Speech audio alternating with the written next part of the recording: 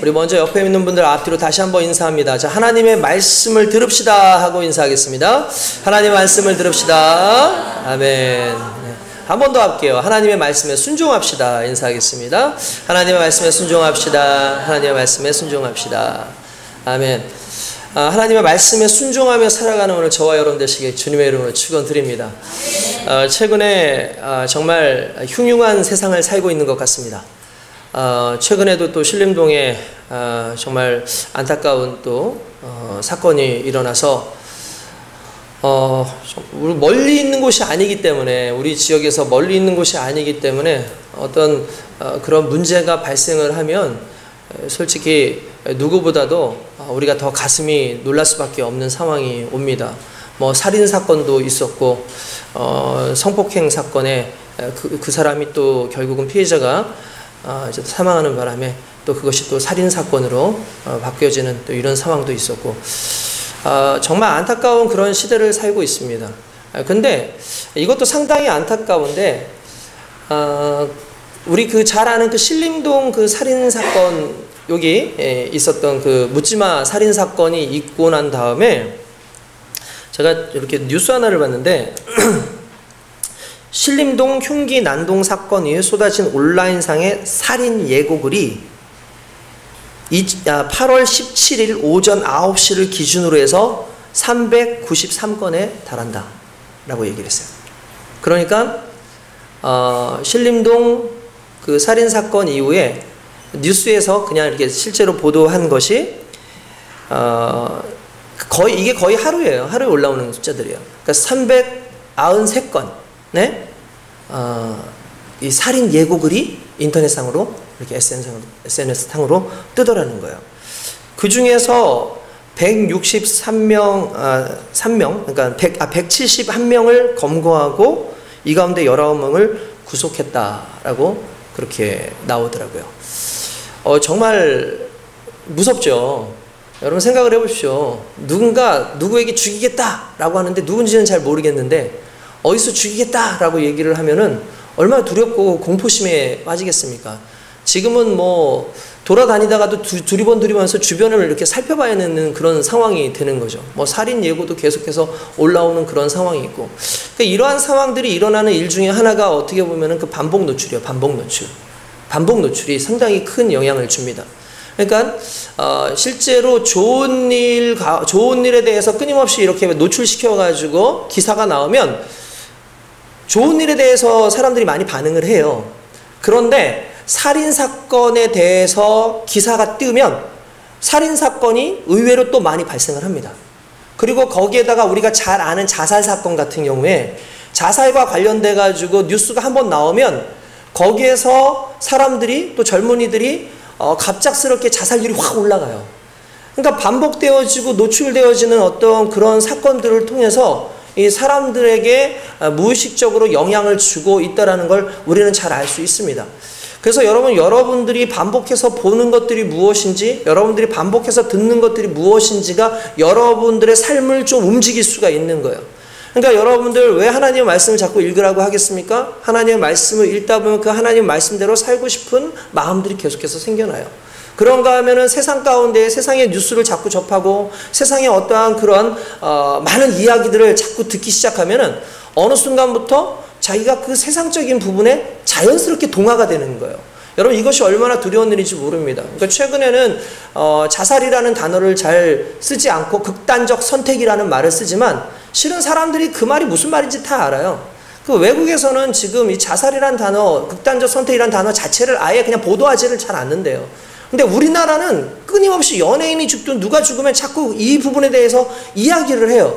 그러면 이것이 반복적으로 계속 노출되다 보니까 이것을 듣고 이것을 보고 있는 사람들이 동일한 그러한 어떤 그 동질감을 가지고 똑같은 상황 속에 머물러 있는 사람들이, 그래 저 사람도 나보다 더 돈도 잘 벌고 나보다 더 대단하다고 하는 사람도 이렇게 자살을 하는데 그게 결국은 우리 인생의 탈출구다라고 생각해서 극단적인 선택을 하는 사람들이 많이 나타나는 거죠.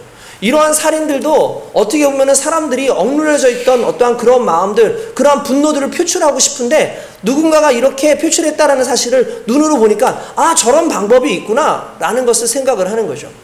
근데 여러분 결국은 이러한 모든 것들이 무엇에서부터 나오겠습니까? 우리 안에 있는 죄악의 바로 그 악의 근원적인 요소가 있기 때문에 그렇다는 거예요. 그래서 인간은요 악합니다. 인간은 선하지 않습니다. 우리가 선해서 구원을 받는 게 아니라 우리가 악하기 때문에 그리스도 예수를 의지함으로 구원을 얻는 것 아니겠습니까? 그렇기 때문에 여러분, 저와 여러분들이 항상 이 부분에 대해서 좀 집중을 할 필요가 있어요. 항상 하나님 앞에서 기도할 필요가 있어요. 여러분, 사람들이 참 희한한 게 죄 짓는 사람들끼리 함께 모이면 어떤 일들이 일어날까요? 여러분, 많은 사람들이 이 교도소에 들어가면은 많은 사람들이 많이 변화돼 가지고 나올 거라고 생각해요. 근데 교도소에 갔다 온 사람들이 1범으로 끝나는 사람은 많지 않아요. 초범으로 끝나는 사람들이 많지 않고 재범을 여러 번 반복해서 하는 경우가 종종 있을 수 있어요. 물론 안 그런 사람들도 있고 그런 사람들도 있을 수 있습니다.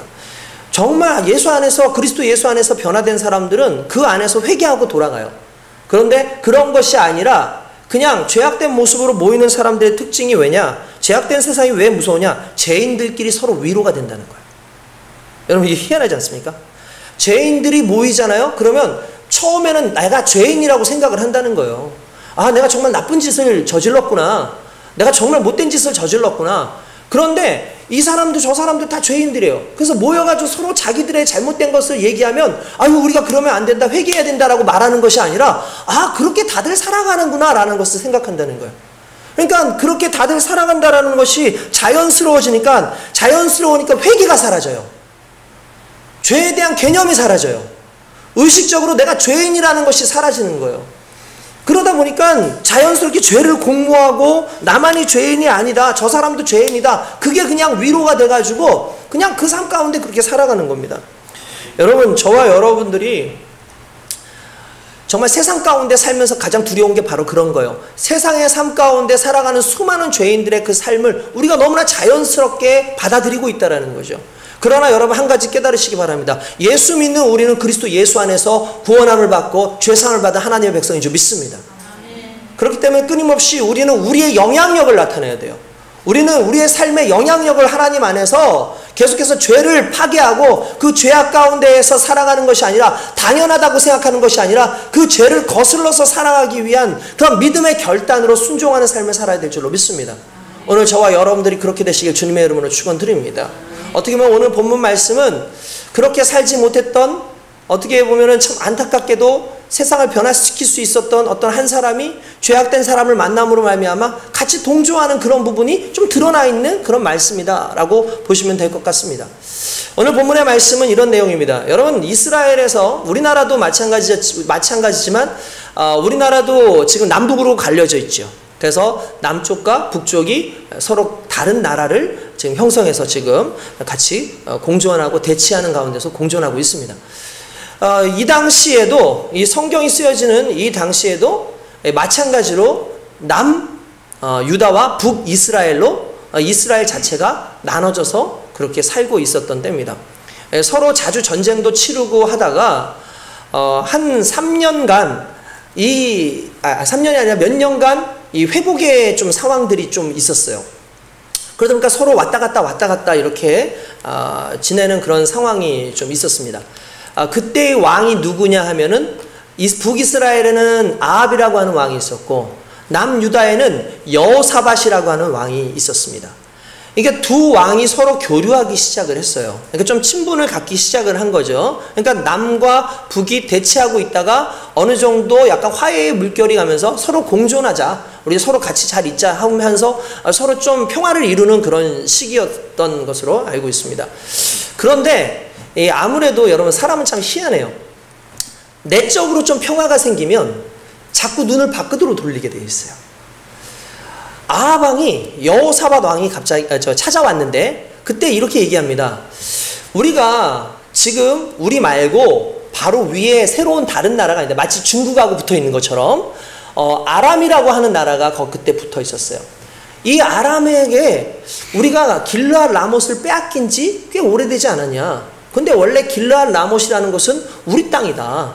그러니까 지금 한 3년 정도 전쟁은 일어나지 않았지만 이때가 기회다. 근데 여호사밧에게 그렇게 얘기해요. 내가 이제 전쟁을 치르려고 하는데 당신이 내가 전쟁 치르는데 좀 도움을 줄 수 있느냐라고 이야기를 합니다. 그렇게 얘기하니까 여호사밧 왕이 뭐라고 얘기하냐면은, 아유, 왕이시여, 물론이죠. 당신 마음이나 내 마음이 같지 않겠습니까? 당신의 백성이 내 백성이고, 또 내 백성이 또 당신의 백성 아닙니까? 그러면서 서로 또 어쨌든 좋은 그런 연합의 이런 모습을 보여주기 시작을 하는 거예요. 여기 막 힘이 나는 거죠. 그런데 그럼에도 불구하고 솔직히 우리는 잘 아는 그 아합 왕은 역대 이스라엘 왕 중에서 가장 악한 왕으로, 하나님을 정말 제대로 섬기지 않는 왕으로 유명하지 않습니까? 근데 실은 여호사밧은 그런 왕은 아니에요. 여호사밧은 하나님을 잘 섬기는 왕이었어요. 그런데 그 여호사밧이 이 아합과 어울리면서 그 아합의 일을 같이 행해야 되는 그런 상황이 왔을 때, 그래도 여호사밧은 그나마 하나님을 믿는 사람이기 때문에 갑자기 아합에게 이렇게 얘기합니다. 그럼요, 옳습니다. 그런데 그래도 이것을 하나님께서 원하시는지 원하시지 않는지는 그래도 물어봐야 되지 않겠습니까? 그러니까 우리 선지자를 한번 불러서 들어봅시다 라고 이야기를 합니다. 그렇게 이야기를 하니까 아합 왕이 좋다. 그러면 우리 한번 선지자들을 불러가지고 과연 어떻게 전쟁을 치러야 될지 말아야 될지를 한번 좀 들어보자 라고 얘기를 합니다. 그래서 선지자 400명이 이 두 왕 앞에 나오게 됩니다. 그런데 선지자들이 다 400명 전체가 전원이 다 같은 이야기를 하는 거예요. 뭐냐면, 왕이시여, 전쟁을 치르소서. 왕께서 전쟁을 치르시면 반드시 길르앗 라못을 차지할 수 있습니다. 걱정하지 마시고 가십시오 라고 합니다. 그 중에서 선지자의 우두머리라고 할 수 있는 시드기야라는 이 선지자는 더 강렬하게, 왕이시여, 하나님께서 당신을 축복하셨으니까 가서 전쟁을 치르면 됩니다 라고 계속해서 그렇게 이야기를 하는 겁니다. 그 이야기를 듣고 기분이 좋죠. 야, 이제 내가 뭔가 할 수 있겠구나. 그런데 그럼에도 불구하고 여호사밧이 좀 이상하게 여겼어요. 왜 모든 사람들이 다 맞다고 얘기를 할까? 그렇다면 진짜 여러분 400명이나 맞다고 하니까 진짜인가? 그래서 이렇게 물어봅니다. 혹시 또 다른 선지자는 없습니까? 라고 물어요. 또 다른 선지자는 없습니까? 라고 물어봐요. 그랬더니 아합이 실은 한 놈이 있는데 미가야라고 하는 사람이 있다. 근데 왜 그를 부르지 않으셨습니까? 라고 얘기하니까 이렇게 얘기합니다. 걔는 항상 나한테 반대야. 내가 물어보면 꼭 반대 이야기만 해. 내가 뭘 하려고 그러면 반대 이야기만 해. 안 된다고 얘기해. 그래서 이번에도 분명히 부르면은 나를 또 방해할까봐 내가 안 불렀다 라고 이야기를 합니다. 근데 여러분 생각을 해보세요. 아합은 나쁜 놈이에요. 아합 왕은 하나님 말씀을 듣지 않는 사람이에요. 그렇다면 미가야는 여태까지 누구의 말을 하고 있었다는 거예요? 하나님의 말을 했었다는 거죠. 근데 놀랍게도 지금까지는 아합이 하나님의 말씀을 듣지 않는데도 승승장구했어요. 미가야가 하라는 대로 안 했거든요. 그런데도 잘 되는 거예요. 뭔가 잘 돼요. 그래서 아합 시대가 실은 이스라엘, 북이스라엘에서는 가장 윤택했던 시기였어요. 그 시기를 살고 있던 아합 왕이 그 미가야의 말을 듣고 싶지가 않았던 거죠. 전쟁 나가면 분명히 이길 것 같은데 자기네만이 아니라 이 남유다까지 도와준다고 했는데 우리가 충분히 이길 수 있지 않겠는가 라는 그런 마음을 가지고 있었죠. 그러니까 말 그대로 미가야의 말에 초치고 싶지 않았던 거예요. 그런데 이 여호사밧이 그래도 그를 한번 좀 불러와서 좀 말씀을 들었으면 좋겠다라고 얘기합니다. 자, 여호사밧에 의해서 결국은 그 미가야가 오게 됩니다. 그리고 이제 데리러 오는 사람들이 계속해서 이야기를 하는 거예요. 지금 분위기 좋으니까 좀 좋게 좋게 얘기해라. 분위기 좋으니까 좋게 좋게 얘기해라. 그러면서 미가야를 설득을 시킨 거예요. 미가야가 왔어요. 미가야가 와가지고 이 아합과 여호사밧 앞에서 이야기를 하는데 뭐라고 얘기를 하냐면 이렇게 얘기합니다. 왕이시여 올라가시옵소서. 왕께서 올라가시면 반드시 승리를 할 것입니다 라고 그렇게 얘기를 합니다. 그런데 이 아합이 이 미가야를 보더니 갑자기 뭐라 그러냐면 너 언제까지 날 속일래? 너 제대로 얘기해. 너 원래 그렇게 얘기한 놈이 아니잖아. 너 나한테 제대로 얘기해 라고 얘기를 합니다. 그러니까 아합도 미가야가 그렇게 얘기하는 게 좀 의심스러웠던 거예요. 그러니까 이게 희한하다. 얘 왜 이렇게 얘기하지? 그래서 말을 합니다. 너 솔직히 말해봐. 솔직히 말해봐. 그러니까 미가 이렇게 합니다. 실은요. 실은요. 제가 환상 중에 보니까 천국에서 회의가 열렸는데, 하나님 나라에서 회의가 열렸는데 하나님께서 이렇게 말씀하시더이다. 누가 가서 저 아합을 꼬셔서 길르앗 라못으로 가서 죽게 할까? 그때 한 영이, 악한 영이겠죠? 악령이 말하기를 제가 하겠습니다. 그래, 너 어떻게 하려고 그러는데 제가 거짓말하는 영이 되어서 지금 여기 있는 모든 선지자들의 입술에 거짓 영으로 가서 거짓으로 그에게 말하게끔 하겠습니다. 그리고 나서 그를 죽이겠습니다. 라고 얘기를 해서 지금 수많은 사람들이 당신에게 거짓을 고하고 있습니다. 왕이시여 올라가면 죽습니다. 가지 마십시오. 라고 얘기를 해요. 그때 시드기야라고 하는 아까 전에 그 선지자 중에 우두머리라고 하는 사람이 미가야의 뺨을 때립니다.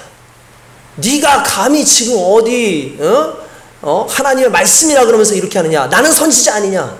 우리 여기 있는 400명이 선지자인데 감히 어떻게 그렇게 얘기를 할 수 있냐 그러면서 얘기를 합니다. 그러니까 미가야가 나중에 네가 도망쳐서 구덩이에 숨어가지고 벌벌 떨 때 그때 너는 깨닫게 될 것이다 라고 얘기를 합니다. 그러나 아합은 이 말을 듣지 않아요. 아합은 이 말을 듣지 않습니다. 그래서 어떻게 하느냐 하면 결국 그 미가야를 가둬두고 그리고 고난의 떡 고난의 물을 먹이게 하고 그리고 자기는 이제 전쟁을 치르러 갑니다. 근데 안타깝게 여호사밧도 함께 올라가요. 함께 올라가요. 분명한 건 모든 사람들이 대부분 미가야가 했던 말들이 틀리지 않기 때문에 미가야가 한 말이 맞을 거라고 분명히 둘은 생각을 했을 거라는 거예요. 전쟁에 나갑니다. 어떻게 됐겠습니까? 갑자기 나가면서 이렇게 얘기합니다. 아합왕이 이렇게 합니다. 왕이시여, 여호사밧에게 왕이시여 내 말을 들으소서. 저 사람들이 분명히 내가 누군지를 알 테니까 일단 나는 옷을 갈아입고 다른 옷으로 입고 내 옷을 당신이 입으시오. 그리고 여호사밧에게 입혀가지고 전쟁을 치러러 가게 됩니다. 근데 그 전쟁을 치르는 동안에 아람 왕이 실은 이 소식을 들었어요. 그리고 전쟁을 치를 때 어떻게 했냐면 32명의 그 장군들을 불러놓고 이렇게 얘기합니다. 내 말 잘 들어. 지금부터 내 말 잘 들어. 아마 주유소 습격 사건이라는 그 영화가 이걸 모티브로 가져오지 않았나 싶은데 왕이 이렇게 얘기합니다. 우린 한 놈만 패. 우린 한 놈만 잡으면 돼. 딴 애들 신경 쓰지 말고 한 놈만 잡으면 돼. 그 누굴까요? 아합왕이에요. 아합만 잡어. 아합만 잡으면 돼. 다른 애들 신경 쓰지 마. 아합만 잡으면 끝이야. 라고 얘기를 합니다. 그래서 진짜 말 그대로 아합을 잡기 위해서 전쟁이 치러졌는데 아합을 못 잡아요. 왜냐하면 아합은 이미 복장이 바뀌어지고 그냥 일반 병사처럼 그냥 마차를 타고 있는데 누가 지금 공경에 처했을까요? 여호사밧이 공경에 처한 거죠. 여호사밧의 옷이 아합왕의 옷이란 말이에요. 그래서 아합왕을 보더니 갑자기 떼로 달려드니까 이렇게 많이 달려들 수 없는데 이 여호사밧을 보더니 떼로 막 달려드니까 여호사밧이 성경에 보면은 뭐라 하면 크게 소리쳤다고 그랬어요. 아마 그게 살려줘! 라고 했든지 나 아합 아니야! 라고 외쳤든지 아니면 뭔가를 얘기했겠죠. 근데 보니까 여러분들 아시겠지만 만약에 이거 뭐 그냥 우스갯 소리로 그냥 한다면 제가 서울 사람인데 나 좀 살려줘! 뭐 이렇게 얘기를 했다 칩시다. 그럼 부산 사람은 내 좀 살리더! 이렇게 안 하겠어요? 북이스라엘의 방언과 남유다의 방언이 달라요. 여호사밧이 나 아니야 살려줘! 라고 할 때 그 말투가 아합이 아니에요. 순간 야! 쟤 아합이 아니야! 라고 다시 다른 곳으로 가고 여호사밧은 그 질로 도망을 쳐버립니다. 근데 아합은 어떤 식으로 했냐면 여러분 결국은요 하나님께서 계획하시면 어쩔 수가 없는 것 같아요. 하나님이 계획하시면 그것을 빨리 돌아서야 되는데 돌아서지 못한 아합은 어떻게 됐냐면 우연찮게 성경에 그렇게 나와요. 우연히 누군가가 쏜 화살이 있었어요. 이렇게 무심코 34절에 보면 이렇게 납니다.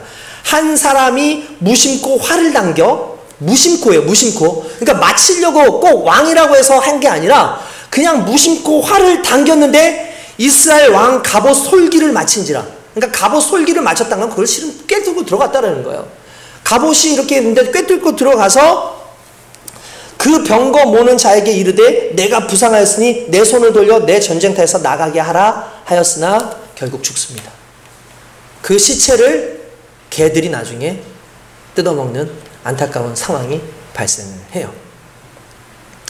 결국 성경에 나와 있는 예언대로, 미가의 예언대로 결국 그는 죽임을 당하게 됩니다. 자, 여러분 내용을 대충 아시겠죠?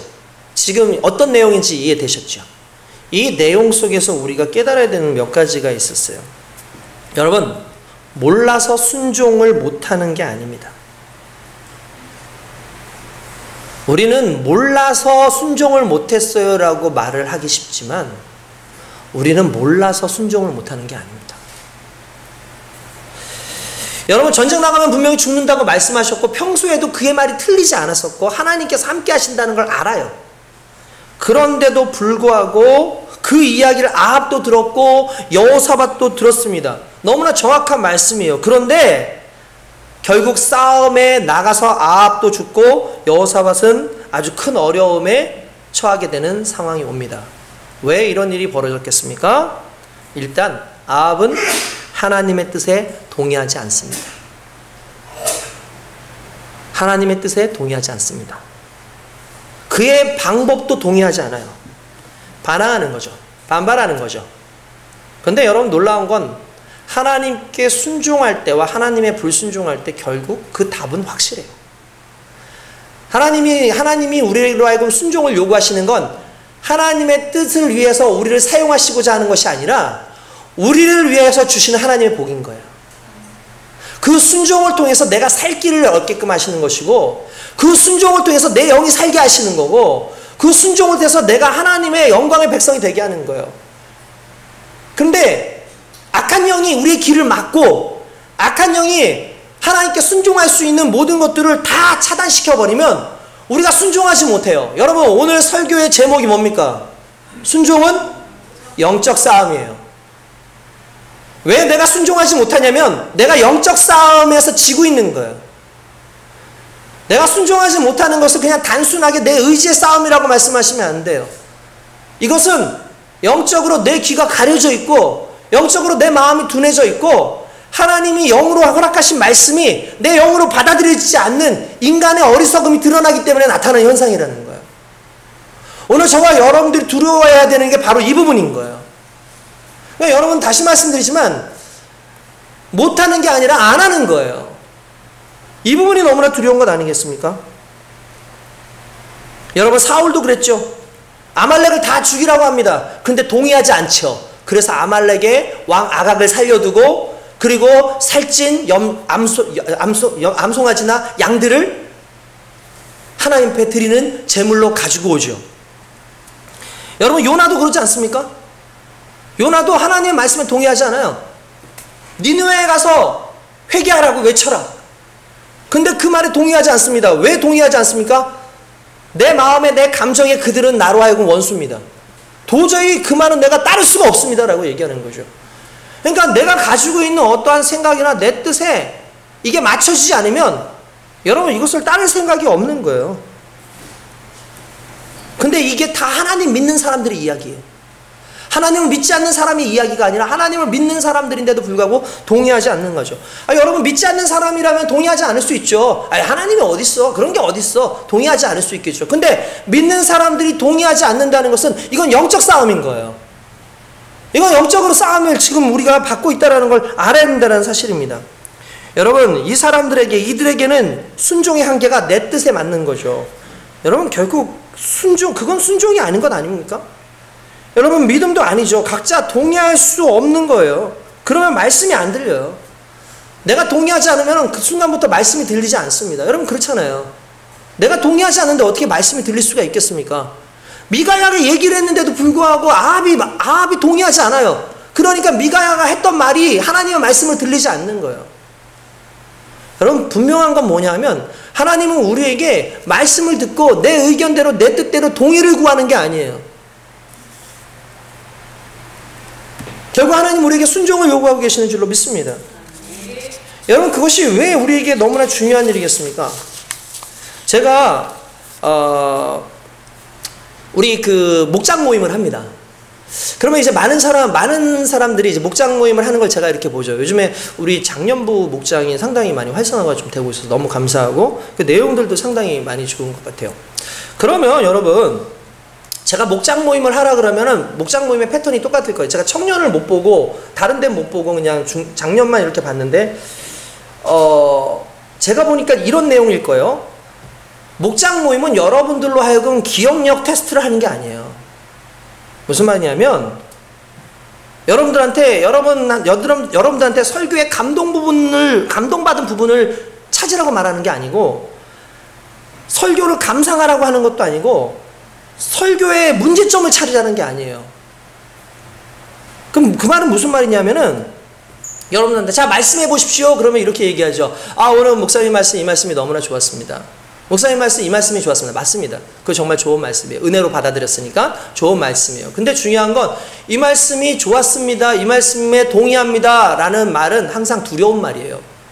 왜냐하면 그 말씀 아닌 다른 말씀에 대해서는 좀 쉽게 생각할 수도 있고, 내 마음에나 내가 동의되지 않으면 그 부분에 대해서는 내가 감동받지 않는다라는 말과 같은 말일 수 있다는 거죠.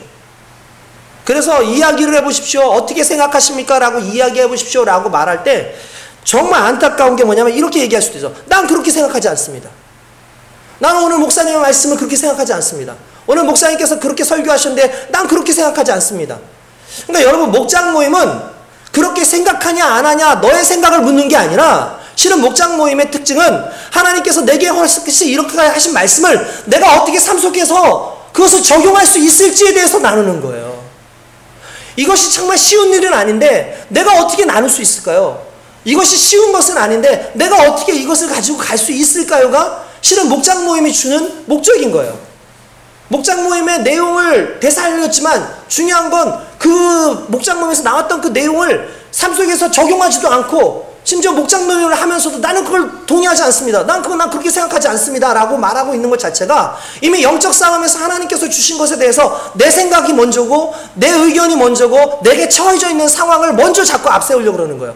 그러니까 내 상황에 따라서 말씀도 맞는 것이고 내 상황에 따라서 그 말씀도 적용하겠다라는 것은, 간단하게 말하면은 어떻게 보면은 아방이, 내 욕망이 저 전쟁을 치르는 것이니까 그 욕망을 부추길 만한 그 거짓된 영들을 끊임없이 선지자 입에 넣어가지고 그를 올라가게 속이는 것과 똑같은 것에 매몰되어 있는 거예요, 여러분들이.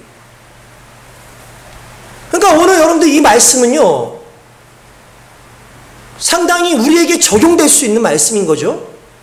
뿐만 아니라 결국 우리가 하나님의 말씀을 듣고 동의하는 차원이 아니라 그 말씀에 대해서 순종하고 그 말씀을 내가 어떻게 이뤄갈 수 있느냐에 대한 부분이 실은 그 안에 담겨져 있는 거예요. 할렐루야. 할렐루야. 하나님의 말씀이 여러분들을 살리시기 원합니다. 이 귀하고 소중한 말씀을 듣는 여러분들의 마음 가운데 어떠한 감동이, 또 어떠한 이 현실적인 여러분들의 삶 가운데서 적용이 일어날지는 결국 여러분의 삶에서 드러나는 것 아니겠습니까? 할렐루야. 씨 뿌리는 비유 아시지 않습니까? 우리가 씨 뿌리는 비유를 이야기할 때에 밭이 몇 개가 나오죠? 밭은 3개가 나와요. 또 하나 또 나오는 게 있어요. 뭐죠? 길가예요. 길가. 길가에 씨를 뿌립니다. 근데 길가는 말 그대로 농사를 지을 수 있는 목적이 아니기 때문에 그냥 노출이 되죠. 그러니까 새들이 와서 씨앗을 먹어요. 그리고 돌짝밭에 뿌려집니다. 근데 돌짝밭은 돌짝밭이기 때문에 말 그대로 뿌리가 깊게 내리기가 쉽지가 않아요. 그래서 뜨거운 햇볕에 타서 죽어버립니다. 그런가 하면은 나중에 가시밭, 아주 밭은 좋은데 가시라든지 엉겅퀴들이 많은 곳은 이제 아무래도 그것에 의해서 햇볕을 제대로 받지 못하고 양분을 제대로 받지 못하기 때문에 자라지 못하고 죽어버립니다. 근데 옥토는 그런 것이 없기 때문에 정확하게 들어갈 수가 있죠. 이 말씀 속에서 저는 돌짝밭에 대한 말씀에 이런 게 나와요. 그들이 기쁨으로 받되, 뭐라고요? 기쁨으로 받되 곧 반란이 오고 유혹이 오고 핍박이 오니까 뿌리를 내리지 못하고 타서 죽어버렸다. 이렇게 나와요.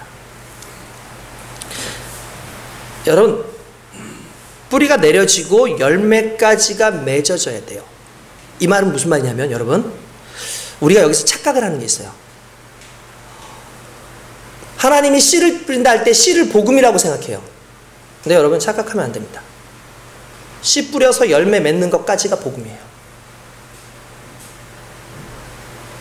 이해되세요? 씨 뿌리고 열매 맺는 것까지가 복음이에요. 그게 천국이에요. 그러니까 결국 여러분 우리의 삶 가운데 그냥 씨앗만 보면 안 돼요. 하나님의 말씀만 보는 게 아니라 그 말씀이 내 안에 들어와줘서 그것이 뿌리를 받고 그것이 열매를 맺는 것까지가 복음이에요. 난 복음을 믿습니다 라고 하면은 적어도 그 열매까지 가겠다, 천국의 열매까지 가겠다 해서 그게 가야지 내게 복음인 거예요. 그냥 하나님의 말씀을 듣겠다가 복음이 아니라고요. 근데 중요한 건 이 사람은 아예 들어도 믿지도 않잖아요.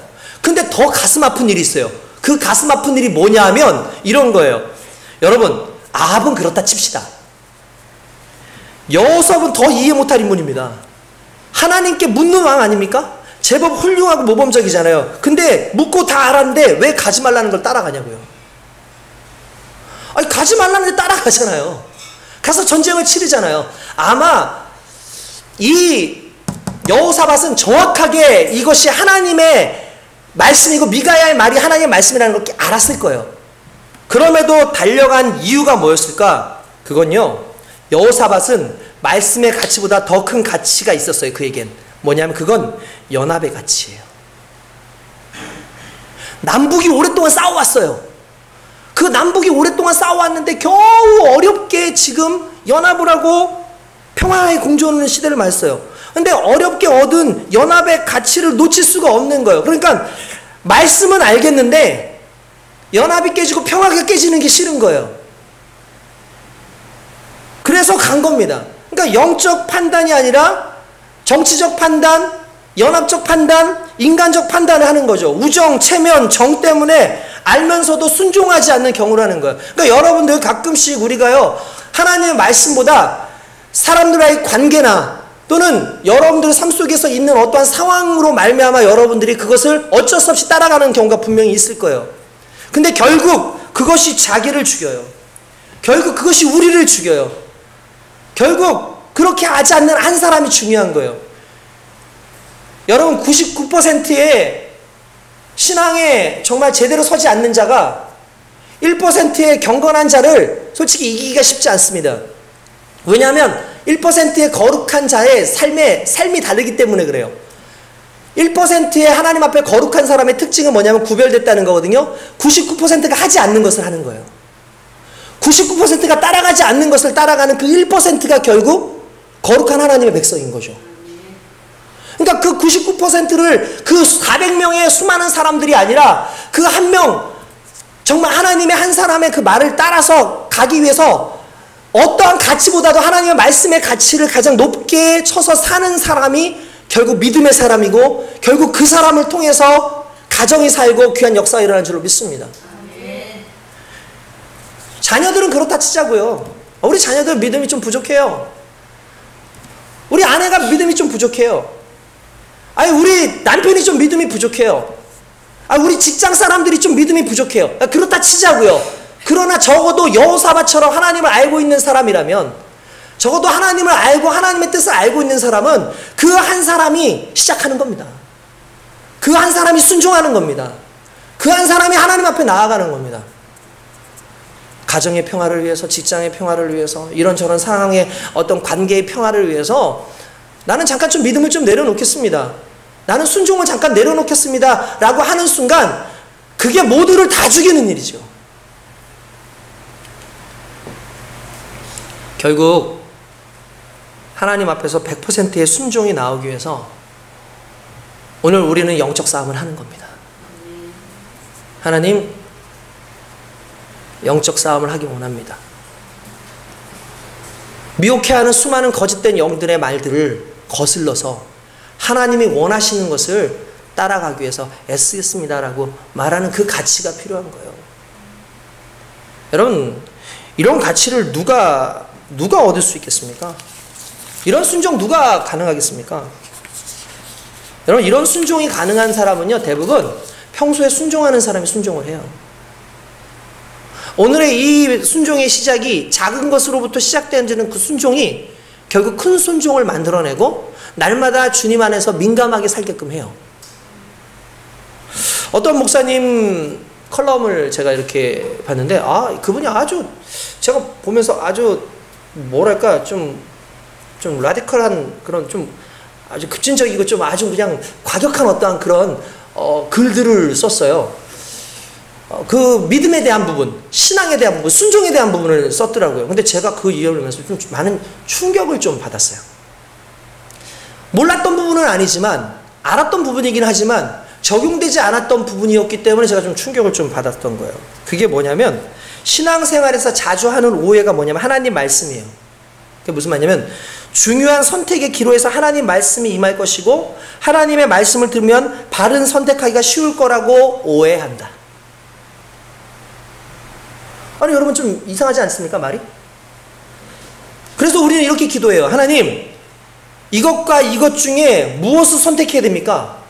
무엇이 하나님께서 기뻐하시는 바른 길이고 무엇이 저에게 좋은 길입니까? 라고 기도할 때 내심 우리의 마음엔 초자연적으로 임하는 하나님의 말씀을 기대한다. 하나님 계시를 주시옵소서. 그러니까 갑작스럽게 하나님이 뭔가 짠 하고 말씀해 주시거나 꿈속에서 계시를 꿈으로 확 보여주시거나 아니면 어떤 환상을 보여주신다든지 아니면 어떤 장면들을 막 우리에게 일으켜가지고 그렇게 해주시는 게 하나님의 말씀이라고 믿는다는 거예요. 여러분들 그런 적 정말 많죠? 솔직히 여러분들 기도할 때 그렇게 많이 하지 않습니까? 뭔가 하나님 말씀 주세요. 뭔가 좀 분명하게 보이는 말씀을 좀 주세요. 이 말씀 듣고 있습니까? 이 말씀에 깨워서 듣는 저와 여러분 되시길 주님의 이름으로 축원드립니다. 할렐루야. 자, 옆에 있는 분들한테 자 말씀에서 한번 힘냅시다. 자 말씀에서 힘냅시다. 말씀에서 힘냅시다. 할렐루야. 뭐 성경이나 설교에서 관련된 말씀이 나오길 또 기대하는 분들도 있어요. 오늘 그 말씀, 내가 기도했던 말씀이다, 나한테 주셨다. 그거 기대하죠. 근데 항상 그렇지는 않단 말이에요. 근데 솔직히 의심할 여지 없는 그 확실한 하나님의 말씀이 임하지 않는 경우가 실은 더 많아요. 그러면 하나님 원망하거나 자책하죠. 이렇게 중요한 결정을 하나님 말씀대로 하겠다는데, 내가 욕심 부리는 것도 아니고 하나님 뜻대로 하겠다는데 하나님 어떻게 해서 말씀을 하지 않습니까? 라고 따지죠. 그런 하나님을 어떻게 믿고 따를 수 있냐고 원망하죠. 그런가 하면 어떤 사람들은 반대로 내가 너무 죄가 많아서 내가 너무 열심히 안 하니까 내가 영적인 귀가 닫혀가지고 그런가 보다, 좀 신령한 사람들 좀 찾아가 보자. 그렇게 말하는 사람들도 있어요. 근데 이게요, 이렇게 말씀에만이 아니라 우리의 믿음도 비슷해요. 우리의 믿음도 비슷하게 되어서 뭐라고 얘기하냐면, 우리의 신앙의 본질적인 그 하나님의 믿음이 우리 가운데 있었는데, 우리가 종종 하나님 우리에게 큰 믿음을 주십시오. 그분 말씀에 의하면 믿음 덩어리를 주십시오. 믿음 덩어리를 내려주실 걸 믿는다는 거예요. 그래서 그냥 그 믿음의 큰 덩어리가 내게 이렇게 믿게 되면 믿음이 생겨가지고 신앙생활 하기 쉬울 거라고 생각한다는 거예요. 그러니까 하나님 말씀이 임하듯이 믿음도 하늘에서 뚝 떨어질 거라고 생각하는 거예요. 믿음을 달라고 기도해요. 믿음 덩어리를 주시면 평생 하찮은 욕망 억누르고 하나님을 위해서 살겠다고 하면서 언제나 믿음 덩어리를 기다립니다. 그러면 언젠가 목대에서 쫙하게 올라오는 그 믿음이 확 와가지고 막 신앙생활을 열심히 잘할 거고 성경대로 살 거라고 한다고 생각해요. 근데 그런 일은 잘 일어나지 않습니다. 오히려 실망만 쌓이죠. 하나님 그 왜 믿음 안 주세요? 같은 기도를 일주일, 한 달, 1년 반복하고 매너리즘 빠져서 자포자기하고 그냥 적당히 말씀 기도하고 예배 참석하는 것이 그냥 신앙생활인가 보다 하고 그냥 그렇게 해요. 물론 찝찝한 마음은 있지만 묻어두고 굳이 들춰내지 않죠. 그냥 간단하게 결론부터 말하자면 이건 신앙생활이 아닙니다. 하나님의 말씀이 임하고 하나님의 어떤 믿음의 덩어리가 떨어지길 기대하면서 기도하는 것은 실은 틀린 신앙이에요. 단호히 말하는데 하나님의 말씀을 임하면 따르겠다라는 마음은 하나님을 따르지 않기 위한 핑계예요. 오히려 하나님 말씀을 따르지 않기 위한 핑계. 그렇게 기도하는 사람은 하나님 말씀 임해도 따르지 않아요. 처음부터 따를 마음이 없기 때문에 그렇게 기도하는 겁니다. 따라서 하나님 말씀을 달라는 기도는 하나님을 말씀하기 위한 따르는 기도가 아니라 오히려 따르지 않기 위한 기도예요. 왜냐하면 어려워요. 잘 안 와요. 그러니까 내가 올 때까지는 내가 할 수 없습니다. 하나님 이런 말씀 주시기 전까지 난 움직일 수가 없어요. 하나님 내 삶 가운데 이런 믿음 주시기 전까지 저는 고쳐지지 않을 것 같아요. 변화되지 않을 것 같아요. 라고 얘기를 한다는 거죠. 여러분들 그렇지 않습니까? 솔직히 한번 여러분들 한번 보세요. 여러분들 지금 뭔가 여러분들 신앙생활에 문제가 있는 거 다 느끼시죠? 우리 교회 성도들 100이면 100 다 제가 보기에는 신앙에 지금 문제가 있습니다. 영적으로 영적 싸움에 지금 무너져 있는 부분들이 너무나 많습니다. 자기는 나름대로 잘하고 있는 것 같지만 잘못된 신앙의 모습으로 지금 달려가고 있어요. 그런데 그게 왜 그럴까요? 간단합니다. 바른 신앙은 이미 주어진 말씀부터 따르는 거예요. 너무 당연해서 논란의 여지가 없는 말씀부터 따르는 거예요. 말씀 듣는 거, 기도하는 거, 주변에 소중한 사람 사랑하는 거, 자신을 사랑하고 하나님께서 기뻐하시는 것을 하기 위해서 그냥 내 삶 가운데 최선을 다해서 충실하는 거. 그런 사람에게 하나님의 말씀이 임해도 순종해지는 것이 그냥 하나님 큰 거 한 방 주십시오 라고 말하면 안 된다는 거예요. 이거 뭐하고 똑같은 건지 아십니까? 내가 물질적으로 부족하고 내가 삶을 살아야 하기 때문에 하나님 어떻게 하면 좋습니까? 라고 할 때 하나님께서 좋은 직장을 주셨어요. 근데 우리의 기도는 이렇습니다. 하나님 로또 한 방. 하나님 우리에게 로또를 주십시오. 그러면 제 삶이 풀리겠습니다. 이미 하나님께서는 나에게 직장을 주셨어요. 근데 그 직장을 주셨는데 우리는 그 직장이 있음에도 불구하고 뭘 자꾸 꿈꾸죠? 더 큰 한 방이 있어야 내가 뭔가 제대로 삶을 살 것 같다라는 착각을 빠져요. 여러분 이게 우리의 모습인 거예요. 더 큰 뭔가 하나가 아주 결정적인 뭔가가 하나가 있어야지 움직일 것 같다. 근데 여러분 그런 결정적인 것은 자주 일어나는 게 아니에요. 하나님은 우리에게 시시한 거, 작은 거, 별것 아닌 거, 그거 하나 자그맣게 순종하는 거, 거기서부터 점점 큰 것을 순종할 수 있는 능력을 주십니다. 우리가 그것을 못하고 있는 거죠, 어떻게 보면. 자기 인식을 해야 돼요. 우리 인식을 해야 돼요. 내가 무엇이 문제인가? 하나님 말씀의 문제가 아니에요. 여러분 작은 거 하나하나 따르지 않잖아요. 그런데 뭔가 여러분들 자극적이고 감정적이고 뭔가 하나가 왔으면 좋겠잖아요. 근데 그게 아니라고요. 하나님은 그걸 원하시는 게 아니라 평소에 우리의 삶 가운데 자연스럽게 내가 순종하고 살아가는 그 삶을 원하는 거예요. 조그만 것 하나 변해가고 처음에는 이것이 믿어지지 않다가 믿어지더니 이 믿어지는 것을 행하고 그것이 또 지나고 나니까 또 더 큰 믿음으로 변하고 더 큰 믿음으로 점점 가면서 그것이 순종하는 삶으로 자연스럽게 삶 가운데서 드러나길 원하는 거죠. 할렐루야. 정말 여러분 우리가 정말 조심해야 되는 게 뭐냐면 아까 전에 말한 것 있잖아요. 우리는 순종하기 싫은 거예요. 근데 이게 영적 싸움인 거예요. 순종하기 싫다고요. 솔직히. 여러분들 순종 안 하는 게 아니라 순종하기 싫다고요. 하나님 말씀 주시면 하겠습니다. 근데 그 말은 무슨 말이냐면 하나님이 말씀을 주시지 않았기 때문에 내가 이렇게 사는 거예요. 그러니까 이건 하나님 탓이에요 라고 말하는 것도 똑같은 거예요. 뭔가 한 방 아니죠. 지금 현재 너한테 준 상황이 뭔데? 왜 그 상황에서 감사하지 않고 맨날 투덜거려?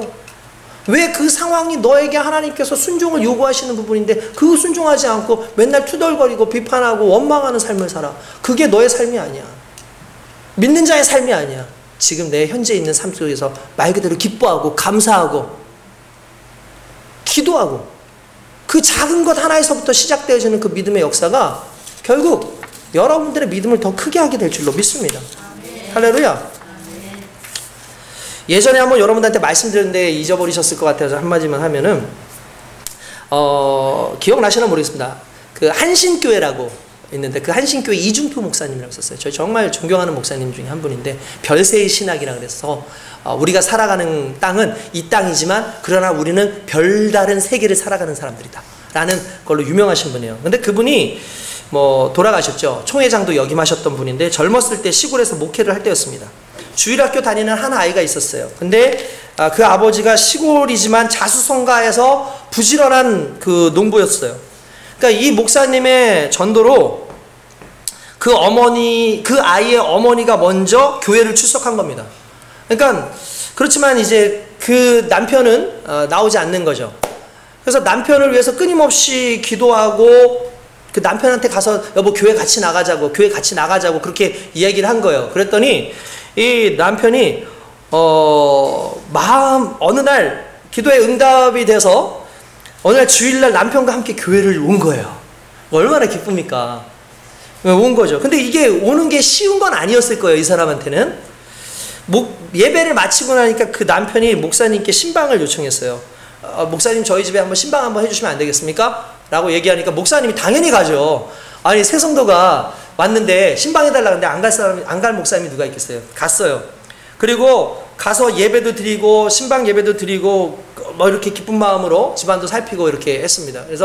그런데 예배 마치고 나니까 남편이 목사님한테 물었대요. 목사님 예수를 믿는데 비용이 얼마나 듭니까? 그렇게 물은 거예요. 목사님 예수를 믿는데 비용이 얼마나 듭니까? 그러니까 생각해 보세요. 시골에서 자기가 열심히 일해서 어렵게 자수성가한 사람이잖아요. 자수성가한 사람이니까 교회를 다니는 것도 얼마가 드는지가 먼저 궁금한 거예요.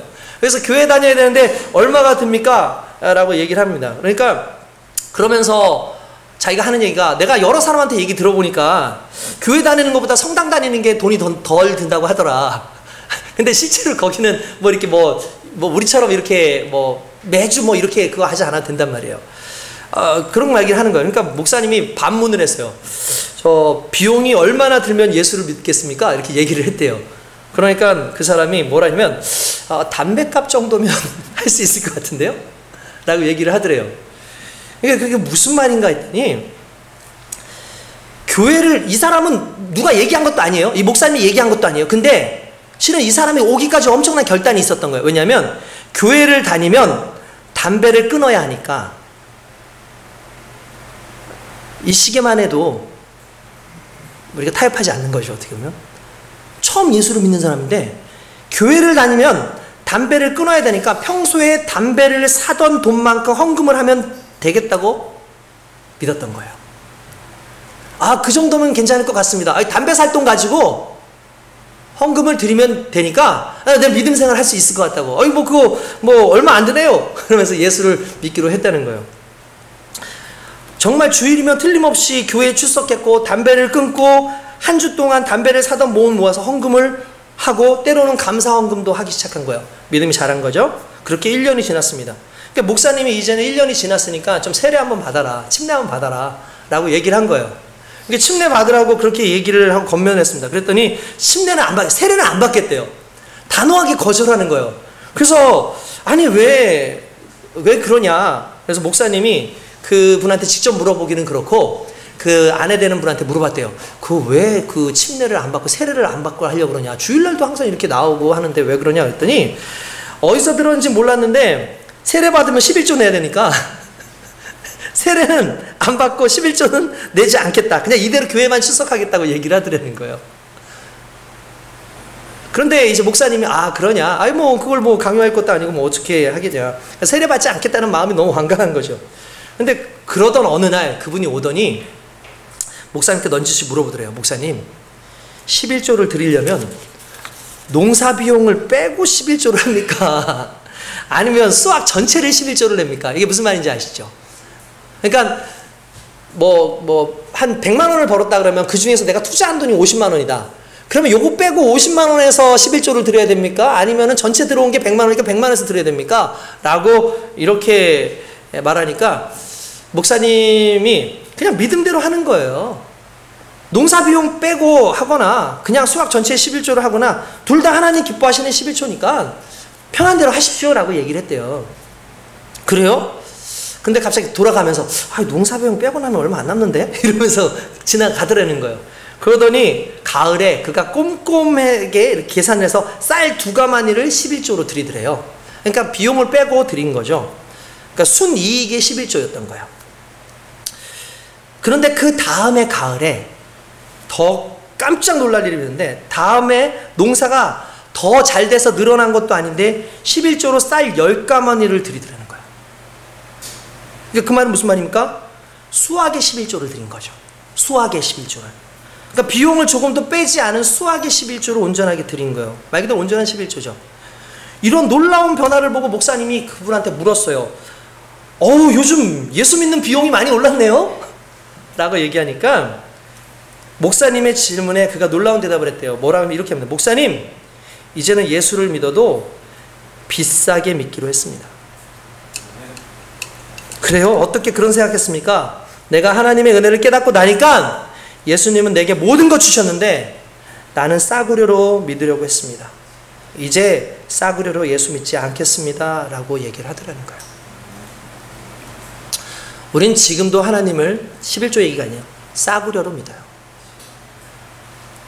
하나님이 우리에게 값없는 은혜를 주시니까 이걸 착각해요. 싼 은혜라고.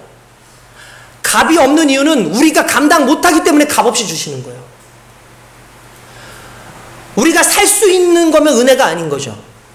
우리가 살 수 없기 때문에, 우리가 감당할 수 없기 때문에 하나님께서 그래서 공짜로 주시는 거예요. 싸구려 은혜가 아니라는 겁니다. 예수 그리스도의 십자가 사건이 싸구려가 아닌 거죠. 부활의 사건이 싸구려가 아닌 거예요. 여러분, 예수를 믿으려면은요, 정말 값없이 모든 것 주신 하나님 앞에 값없이 우리의 모든 것을 드리는 그 은혜가 있기를 원합니다. 그러려면 지극히 작은 것 하나에부터 순종하라고요. 그 순종 하나가 되어지면 결국 하나님의 은혜를 깨닫게 되는 겁니다. 그러면 정말 감당할 수 없는 큰 순종이 그 안에서부터 나올 수 있는 거예요. 할렐루야. 오늘의 말씀이 그냥 감동으로 끝나지 않았으면 좋겠습니다. 오늘의 말씀이 그냥 오늘 끝나고 나서 이야기할 때 나는 목사님 말씀 그렇게 생각하지 않아요.